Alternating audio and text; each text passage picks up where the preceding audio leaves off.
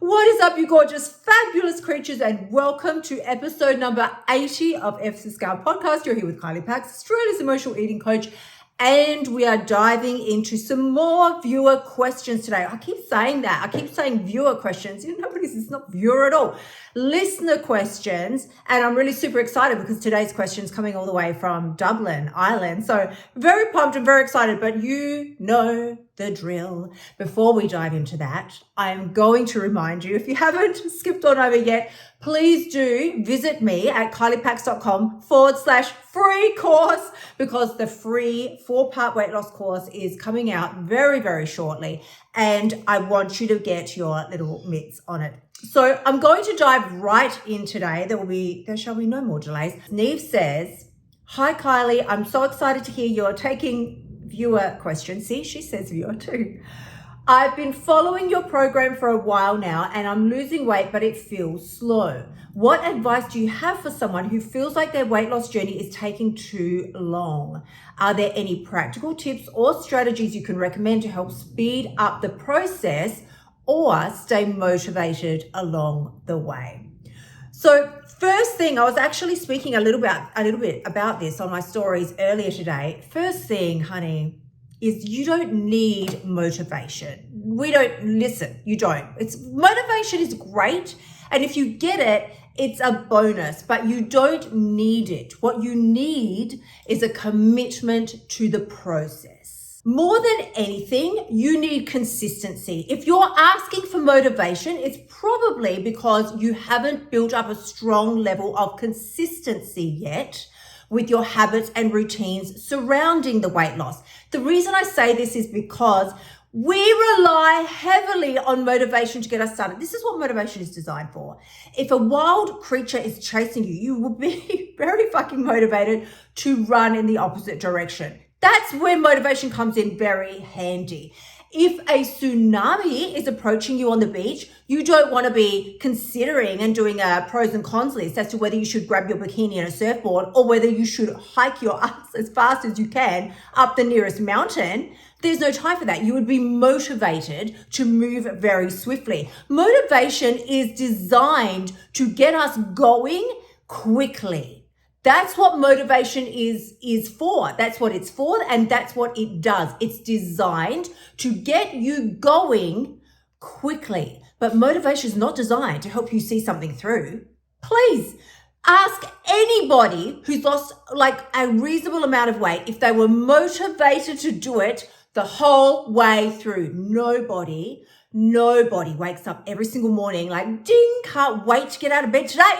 Feel fucking amazing. This is great. I'm so motivated to do all the incredible things that I know are going to change my life. I'm motivated to skip the coffee and drink 2 liters of water. I'm motivated to choose the lettuce over the McDonald's. I'm motivated to go out for a walk this morning and do a 10-mile run rather than hit the snooze alarm and sleep in. Nobody I've ever met, no female has ever lost weight and felt that way the whole journey through. That, honey, is not a thing. Motivation will get you started, but it's discipline that's going to see you through. So when you're asking in your life for more motivation, how do I get motivated? And once I get motivated, how do I keep it? How do I hold on to that scary little beast? You can't. It's transitory and it's designed to be that way, usually because it comes with a shit ton of adrenaline. Adrenaline is what will cause your fight or flight syndrome to kick in. Adrenaline is what's going to get you moving and pumping and making some progress, as I said, very quickly. But you can't live on adrenaline, and so many of us do these days, or we try to. But understand that adrenaline, while you might think this is great, let me just get my adrenaline pumping, but adrenaline also walks hand in hand with the hormone cortisol, which, if you are unaware, causes fat storage. Listen, honey, please. Stress causes cortisol and adrenaline to be released in your body, which causes weight storage, fat storage. Usually, it gets even better. Don't think that I haven't studied this, usually around the midsection. So if you want a fat waist, then put yourself in a position where you're constantly trying to get more and more motivated and get that adrenaline going, because it's fine for a short period of time. As I say to you, it's fantastic. Let's kickstart something. You know, when you hear terms like kickstart or jumpstart, let's do this 3-week thing. That's awesome. Of course, you're going to be motivated to do that, but don't think by week 3 that you're still going to feel the motivation and the excitement. You're not, because real life has fucking kicked in, and you realize that you still have to pick kids up from school and make meals, and now they're eating pizza and you're supposed to be over here with your bean sprouts. Again, this is not helpful. If you're relying on that motivation to see you the whole way through your journey, you're going to find yourself living in what I call start-stop syndrome. Start-stop syndrome is something that I lived in for, my entire life. My entire weight loss journey happened with me living with start-stop syndrome. So it's not to say that it can't be done, because I did lose weight doing start-stop, but it's not ideal. It's probably why it took me a good 30 plus years to get where I wanted to go, because I was starting and stopping the whole way through. What does start-stop syndrome looks like? It looks like you waking up on Monday morning, motivated as anything. Here we go. This is so exciting. My new plan. I'm going to count the points, do all the things, and you're motivated and you're excited because it's new. It's new. So, you're excited and you're motivated. It's fantastic. But by lunchtime, and someone's brought the free Krispy Kremes into work, and now there's some pizza on offer, and the boss has asked you to work back late and he's going to buy Thai food. Well, you're not motivated now. Now you're fucking tired. You've been working all day. You've had 15 messages from the kids. Like, somebody's tire went flat. Another person's mobile is dying. Your mobile is dying. And you're supposed to work late and be excited about it. That Thai food's looking real good about now. There is no more motivation. That's when we fall into the stop side of the cycle. And we're just like, oh, fuck this. And we stop doing all the things that we know are good. A, that we know are good. B, that we know are going to progress us where we want to go. And C, which is my eating code number 2, where I tell you now what you want to do every morning is write down the foods that you're committed to eating that day. Like, I'm going to have this for breakfast, lunch, dinner, snacks. It's very easy. Breakfast, lunch, dinner, snacks. Your 6 a.m., 7 a.m. version of yourself is got all her shit together, and she wants the best for you. So she's going to be writing down beautiful things. I'm going to have the oatmeal with the shredded apple and the cinnamon and the yogurt, and this is what I'm going to have. And that's going to be my breakfast. And the morning snack is going to be this with the coffee and so forth. Like, you can have all the things. Like, the version of you in the morning that's making her plans, she has your best interests at heart. The 6 p.m. version of you that just wants to go home, but the boss is like making you work back late and getting Thai food, she doesn't give a shit. She just wants to feel better.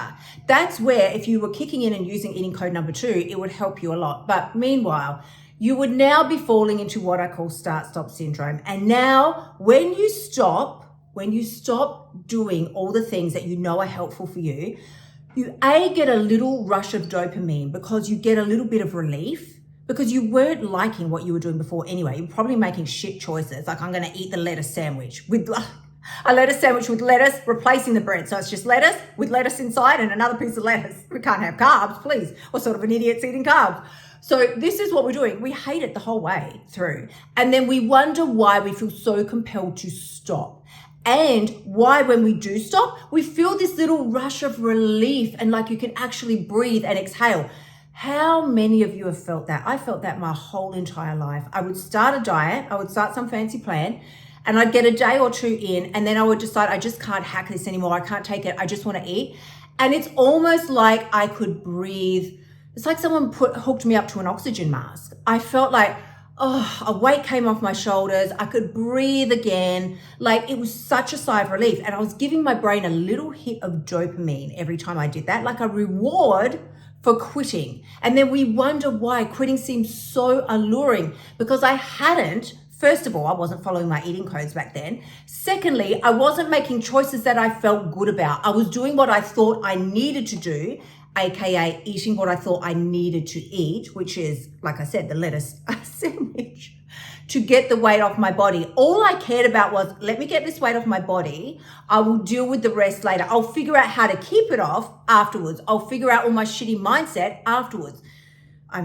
Secondly, that is not a thing. That is not a thing. Whatever method you use to reach your destination, you're going to have to keep that method going in order to maintain what you have achieved. So this is why I say with my program and following the eating codes is that you've got to lose it how you want to live it. You cannot think that doing a juice cleanse and dropping 15 kilos is going to be successful unless you're prepared to replace 4 meals a week, 2 meals a day with juices for the rest of your life. The minute you start eating calorie food, like actual food, not a lettuce sandwich, but food, you're going to gain, of course, weight's going to start coming back. And if you're anything like me, then you start shitting yourself and you're so petrified and you're so worried and you fall into the binge restrict cycle again. So here's the first thing you want to remember.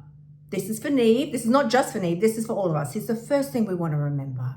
If you can only do it for a short time, then you can expect short results. If you can only do it for a short period of time, then expect your results to stick around for a short period of time. That's what trying to live in motivation land will get you, because it's not possible. It's not a thing. You can stay motivated for maybe 2-3 days before you get a roadblock or a road bump or something comes up to sort of divert you and kick you off your path.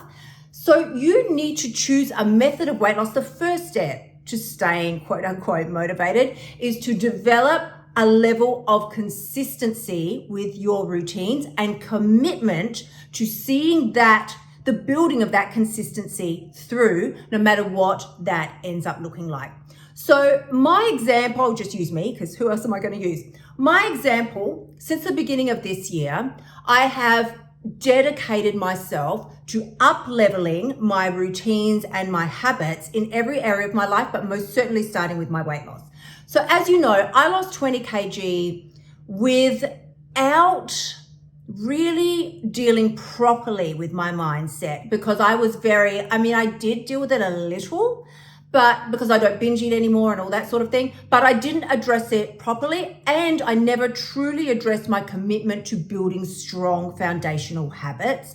I spent a lot of my time still being very afraid of food, not feeling like I couldn't keep certain foods in the house, and if they were there, well, fuck. I mean, obviously I had to stuff my face with them. Like, please, what sort of an idiot do you think I am?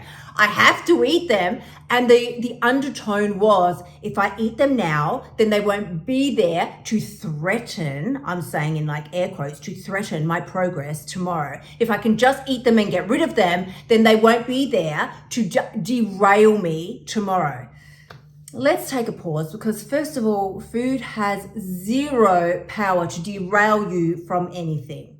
So many of us are very scared to keep certain foods in the house. A lot of my private clients start off initially being like excruciatingly scared to bring things into the house like bread, especially fresh bread, any baked goods, chocolate, and or salty snacks. Let's just categorize it like, let's put a catch-all, and that's pretty much what it is. It's the junk food type of things. They feel they cannot keep them in the house because if they do, they can't control themselves. That is not true. Can I tell you how I know that's not true? Because if I smeared dog poop on that food, you would find it very easy to restrain yourself from eating it. You only want it because you've built it up and sprinkled it with magical pixie dust in your mind, and you think it's irresistible. It is not irresistible. Case in point with what I just said. You can resist it really easy. If I held a gun to your head, listen, and this is the example that I gave to a private client once when she was telling me, and she swore black and blue, she said, I cannot control myself around chocolate or cake or like bakery items in the house. I said, I want you to imagine this. Imagine you're sitting there at your kitchen bench and you have the most delicious bakery item, whatever your favorite thing is. Let's just say it's got all the custard and the icing and all the things that you could, it's a full-blown sticky bun, right? This thing is ecstasy to you. You're sitting there and it's in front of you. You pick it up, see yourself picking it up. You're about to put it to your mouth and take your first bite. You're salivating. This is going to be incredible. You can smell the sweetness from where you're sitting. Suddenly, to the back of your head, you feel something pressing, a hard metal object pressing to the side of your head, and you hear this click as the I don't know, the parts of a gun, as that little trigger thing gets pulled back, getting ready to fire, and somebody says behind you, take one bite and you're dead. I'll blow your brains out. Now, how much is that sticky bun compelling? Do you feel you couldn't resist? Do you still feel like you have to eat it? It's going to cost you your life, but I can't stop, Kylie. I just can't stop. You would have no problem dropping that bun and stomping on it and throwing it out in the bin with delight and glee. You wouldn't feel compelled to eat it anymore. The only reason you do is because you're telling yourself sexy time stories that it's irresistible and you just have to have it. It isn't actually the truth. The truth is that you have full control. The truth is that you decide what you eat, when, and how much. The real truth is that you are in a position now to start building some habits and consistency around the things that you want to become a part of your life moving forward to the remainder of this year, and the habits that are no longer serving you and you want to drop them and let them go. And if it starts with the bullshit stories, like I can't control myself around food, I just need to eat all the food, that's something you can start by dropping. And let me explain this to you as well. Our brain doesn't like empty space. So if you just tell yourself, I'm not going to say those things anymore, but you don't replace them with something new, that isn't going to work either. So you need to come up with a new story to tell yourself. You can't just say things like, I don't eat that anymore, because as I've explained in previous podcasts, our brain doesn't understand contractions. So it only understands, it doesn't understand like the word don't. I don't eat that anymore. That doesn't hear it. It just doesn't hear the word don't. It just hears, I eat that. Like, I eat it. So you need to tell yourself a new story like, I have full control around every type of food. I say what, when, and how much I eat. I have full control over what I decide to eat, when I decide to eat it, and if I decide to eat it at all. You tell yourself a new positive story that you want to insert into the empty space where the bullshit stories used to live. So let's say right now, your body is a physical representation of your most consistent choices. I started losing weight not when I felt this unearthly level of motivation and I couldn't stop myself or hold myself. I just did all these amazing things, whether I wanted to or not. No. I started losing weight when I began doing the things that a woman who would have lost her weight has done. That is the fucking secret key right there. Right now, you're acting like you got all the time in the world. Oh, I'll deal with this tomorrow. I'm just going to eat tonight. I'll face all of this tomorrow.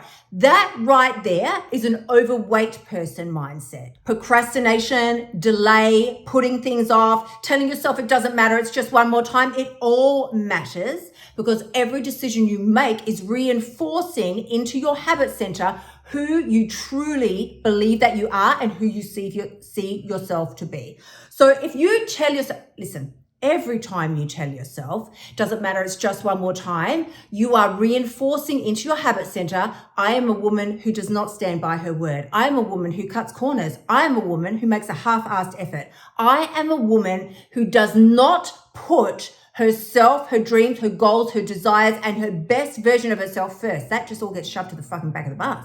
Like, don't worry about that. Right now, food is more important. There is no universe. You know, it reminds me, when I say this, it reminds me of the old adage that I don't even know where this is from, 60s, 70s, I don't know, where some diet slogan came up with, nothing tastes as good as being skinny feels. And I almost want to, as ridiculous as it is, I almost want to grab a hold of it and sort of reinvent it for 2023 and just shake you and help you understand that I swear, truly, no food is so good that is worth sacrificing all that you could have been, could have had, and could have achieved in this short lifetime that we have to live. I didn't realize this more than I did. Well, I don't even think that is not good English. I realized this deeply when I hit 50 years old. I realized and I suddenly understood why men have their midlife crisis and all these types of things, because when you realize that you have lived more time than you've got left, I don't have time to fuck around. Like I've got somebody, I've mentioned it periodically in my life. I've got someone in my life right now that just wants to cause drama.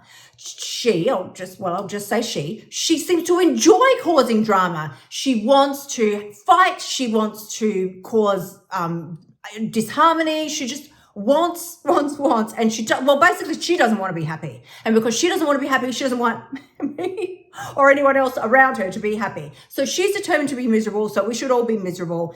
And what I mean by that is I look at her, she's much younger than me. She's a good 10 years younger than me. I look at her and I think I literally don't have time for your drama. Like I have not enough time left in my life to get involved in that bullshit. Like I'm just too old for that shit. I have only a certain number of years left. And whether you are listening to this now and you're 20, 30, 40, 50 or beyond, you think you've got all the time in the world, but I want you to really look at it, really. Because if you fuck around with this weight loss thing for another 5 or 10 or 20 years, that is eating up a bunch of your life that could have been spent in harmony with food, loving, trusting your body, and instead of spending every day obsessed with food, what I'm going to eat, how can I burn the most calories, you're actually living a life that when you look back on it in your old age, you'll think, fuck, I can't believe I did all those things. I can't believe I achieved all those things. I can't believe I had so much fun. I went to these places and did these things and made this amount of impact and friends. Like, how fucking amazing. Really take the time to think about it. Where do you want to be in 6 months from now? Because 6 months going to pass either way, whether you sit back and make fucking excuses or whether you get out a journal or a piece of fucking toilet paper and scribble on it, right? I want to hear the excuses. Kylie, I don't have a journal. Well, find a piece of paper or grab the notes on your damn phone and make some goals. Where do you want to be 6 months from now? Because personally, I want to have, I've given myself 12 months. I'm not like, I don't want to say I want to have lost this Marina weight, because I've spoken about this several times. You know, I gained weight when I had the Marina in, which I've since had removed. Weight is not dropping off of my body. Like it's not just dripping off without effort. I'm making the effort. I'm following each one of my 5 eating codes. And whilst it's happening, if we circle back to Niamh's question, my weight loss is happening very slowly at my age, but it's happening. It's happening. If I was 25, the weight that I had put on with the Marina, I would have lost it by now. I would have been on and done my thing. But I need the time in this journey. And this is what I would suggest for Niamh as well. The journey is taking as long as it's taking because there are things that you still haven't learned. You need to know how to get comfortable around having certain foods in the house. You need to learn how to trust yourself around food and how to trust your body that it's going to do the right thing by you. So many of us don't trust our body. I need to manipulate it. I need to do this. I need to force it to lose weight. Well, you can't. That's also not a thing.